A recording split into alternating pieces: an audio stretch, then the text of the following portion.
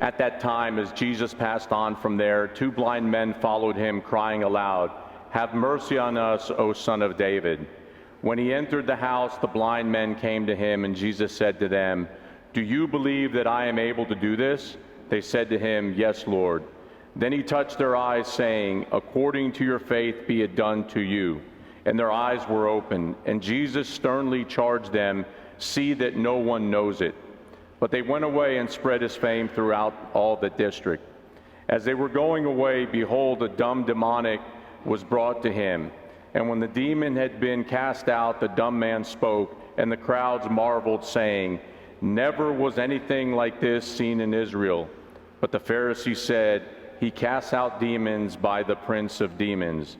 And Jesus went about all the cities and villages, teaching in their synagogues and preaching the gospel of the kingdom, and healing every disease and every infirmity among the people. Oh, peace be unto you who proclaim the good news of the gospel. In the name of the Father, and of the Son, and of the Holy Spirit, Amen. Good morning, everyone. Kalimera.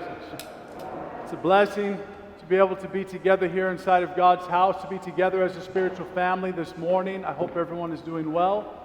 Myself, I'm very sore. I haven't been this sore in decades, and it's because I started physical therapy this last week. I have a little issue going on with my back for quite a while, and so I finally went to physical therapy, something I didn't want to have to do, but I went, and I did all of these exercises that I would have mocked a few years ago. Put a big rubber band around my ankles and take side steps this way and side steps back this way. Lay on my back and just lift up my legs instead of doing sit-ups or crunches. Little things like that, I would have mocked it, but oh, it knocked me out. I've been sore. I've had ice packs on me over the last several days. At the end of my physical therapy session, the physical therapist looked at me and, as typical, said, "Well, how do you feel about what happened today? How's it working for you?" And I said, "Oh, I'm way past the shame stage, and so I thought it was great." The physical therapist looked at me and said, "Shame? What are you talking about?" I said, "You don't understand. When you used to have been someone who was athletic and in great shape, doing things like this is a great source of shame. I can't believe I've been reduced to this. I'm so weak that now a rubber band around my ankles knocks me out. But I'm past the shame mode, so I'm willing to come and I'm willing to get healthy if you're willing to help me." She smiled and laughed and said, "I think I know what you're talking about. Make sure you ice when you get home tonight." Absolutely. So I'm sore this morning. I'm hurting. But I'm excited that in spite of my weakness, in spite of the soreness of dealing with it, that I know I'm going to get stronger and I'm going to get better. If I don't, back surgeries are in my future, and I don't want that. That exact same formula shouldn't surprise me at all, because as a Christian who's read Scripture, I know that this is the way that God works. You see, oftentimes we think that God's going to show His glory. Oftentimes we think that God's going to swoop in and everything is going to be made great in response to our strengths, to things that we're doing right. We think that as Christians, that if we're doing A, B, C, and D all correctly, that's where God's going to show up, shine His light, and say, "Hey, well done, good and faithful servant. You're strong. You stayed in shape spiritually. And so now I'm going to make everything okay, and I'm going to bring you to the kingdom." But that's just not the way that it works. In fact, it's the exact opposite. God shows His glory in our weakness. God shows His glory. He shines His greatest light where you and I are weak and broken. But only if we're willing to present that weakness to Him and put in the work to do something about it. Oftentimes, our greatest weaknesses are shrouded in shame. It's a weakness, more often than not, is a result of a lack of moral fortitude. We've made choices in our life to go a direction other than God, and so that section of our life is very weak, it's very broken. But because we're embarrassed about it, we cover it up in shame. We don't want to talk about it. We don't want to expose it. We don't want to deal with it. Just the same way that I haven't really wanted to go to the gym for about 20 years. But it's only when we open that up, it's only when we take that cover away, when we expose that brokenness and that weakness, that we truly invite God into those corners of our lives so that He can heal them. Oh yes, God's glory is seen in our weakness if we're willing to peel away the shame and be honest and present ourselves, our true selves, to Him. Today, we commemorate the holy prophet Ezekiel. He's right there, up in the dome. He's my favorite of all the prophets.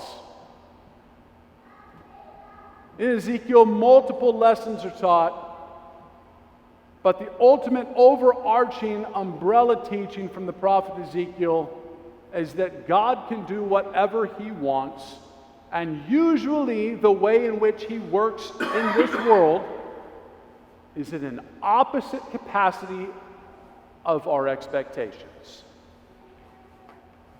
If you expect that God's going to work this way, He's going to do the exact opposite, just to show you that He can do whatever He wants to do.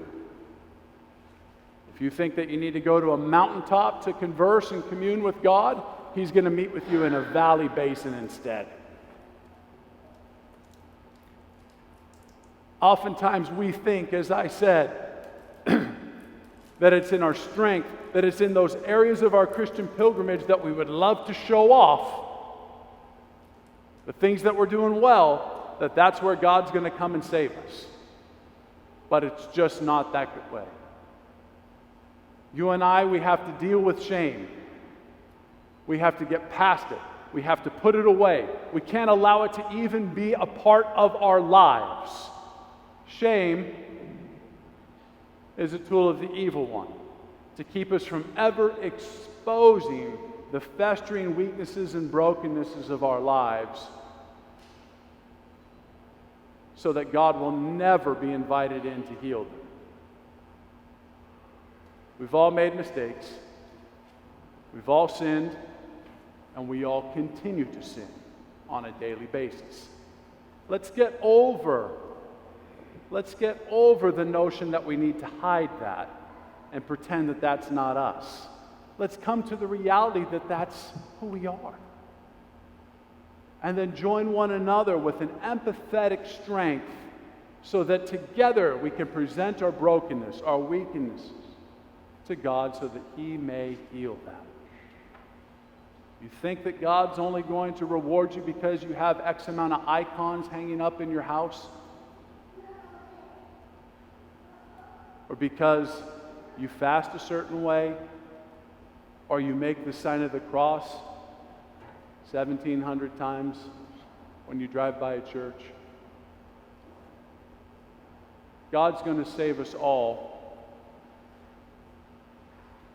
through the honesty that we present to Him of our brokenness and our invitation for Him to heal us.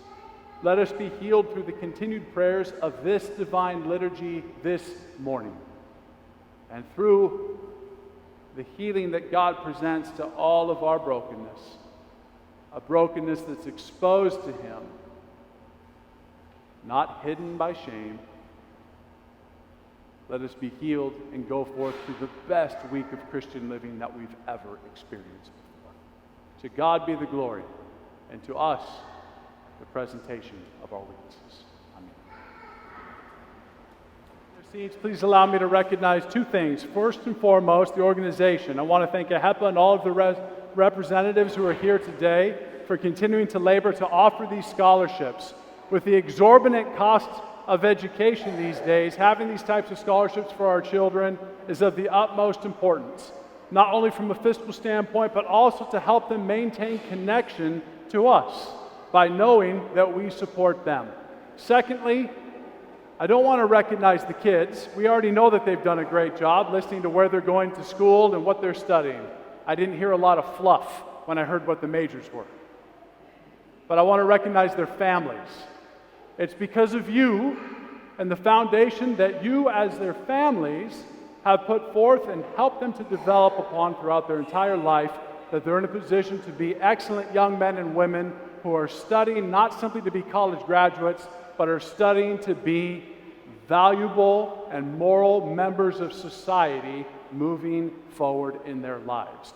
May God bless you, the households who raise them up. Utmost importance. I simply have two very quick announcements. First, as we know, we prayed the memorial service for our departed brother in the Lord, George Letus, here this Sunday, and his family we thank for offering to us a beautiful fellowship in the hall today following the Divine Liturgy. Secondly, our liturgical schedule, we continue this week. We have 3 liturgies in a row this week, Tuesday, Wednesday, and Thursday. Saint Anna on Tuesday, 9 o'clock a.m. liturgy here inside of the church. On Wednesday, Saint Paraskevi, 9 o'clock a.m. liturgy here inside of the church. And on Thursday, Saint Panteleimon, who we have one of his relics here inside of the church at 9 o'clock a.m. In addition, we know and we wish Kronia Pola, blessed feast day to the good sisters of the monastery of St. Paraskevi, who will be celebrating this Wednesday. And so, with that being said, for those of you who will be traveling out to the Navasota area to celebrate the feast day at the monastery, safe travels on your way there and back. Please light a candle while you're there for our spiritual family here at St. Basil's. And my last announcement is that we are moving forward again with what last summer was a phenomenal success, where we did a drive here at the church for school supplies, backpacks, things of that nature, because we've partnered together with our local school districts as they identify children and households in need, so that we can provide for them the necessary backpacks and school supplies that they need to be able to start school as effectively as possible next month. When you leave the church today, you'll see on your left-hand side a blown-up poster board listing the things that are needed, or where you can simply make a monetary donation. Let's make this year twice the success that it was last year, so that we can provide for those students in our local area who are in need. It is our responsibility as the spiritual home of West Houston to be providing in ways that we can, and this is something that we absolutely can do. The drive will be running for several weeks, but why not start strong? Please take a look at the billboard and list as you exit on your left and find out how it is that you'll be supporting the children of our local area over the next week or two. I ask at this time that you please come forward to receive Antitheron from Father Dimitri, and that you go about the rest of your week in peace. May the glory of the Lord be with us this day and always. God bless.